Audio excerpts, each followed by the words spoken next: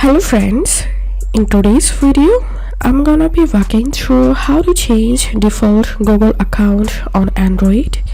So first of all, open a browser and type here google.com. So as you can see right now, this is my default Google account, and to change this default account I'm gonna tapping on this ID and tapping on sign out, and after that I'm tapping on sign in,